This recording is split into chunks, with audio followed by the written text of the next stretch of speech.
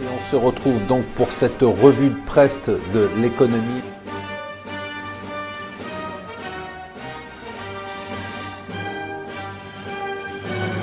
Bonjour et bienvenue sur Mon Financier pour la revue de presse de l'Écho. Nous sommes le lundi 10 juillet. Eh bien, à la une des journaux anglo-saxons, c'est Trump au G20. Trump qui a été l'événement du G20. Finalement, il s'en est pas mal sorti. Il a confirmé toutes ses positions. Il n'a cédé finalement sur absolument rien. En tout cas, il n'a pas participé, on l'a vu, aux discussions sur l'environnement. Il a même obtenu que certains États puissent se défendre en matière de protectionnisme s'ils estiment qu'ils étaient lésés. Donc ça, c'est quand même une avancée incroyable. Il a passé plus de temps finalement à s'occuper de Poutine, avec qui il a eu un discours, une discussion les yeux dans les yeux, où Poutine lui aurait juré qu'il n'avait pas interféré dans les élections américaines, et Trump aurait fait semblant de le croire.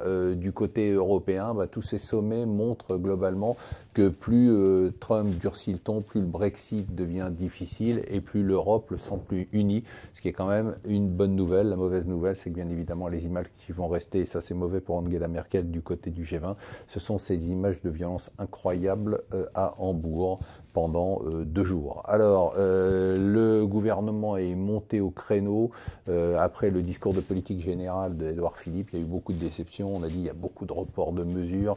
Il y a une augmentation des impôts, il n'y a pas de baisse d'impôts. Alors il dit non, on va baisser les impôts, 7 milliards d'euros, ça y est. Il envisage même finalement de supprimer l'ISF dès 2018. Ça serait quand même un scoop. Et même de mettre en place une partie de la baisse de la taxe d'habitation. Donc à suivre de très près. Au Japon, il y a une banque centrale qui a décidé de ne pas suivre les autres, c'est la Banque du Japon, et pourtant les taux japonais sont parmi les plus bas du monde, et l'économie japonaise va plutôt un peu mieux avec le taux de chômage qui est à 2,8%, là on est vraiment dans le plein emploi, et pourtant la Banque du Japon décide de continuer à laisser ses taux d'intérêt bas, ce qui fait que le yen ce matin est au plus bas depuis 2 mois.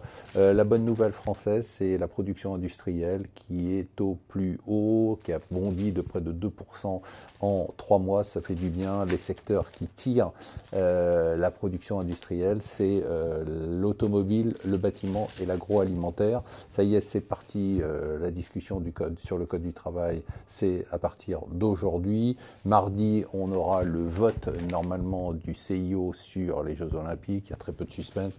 On aura les Jeux Olympiques en 2024, Los Angeles aura 2028, on devrait connaître la décision, je crois, le 13 septembre. Voilà, je vous souhaite une excellente journée sur Mon Financier.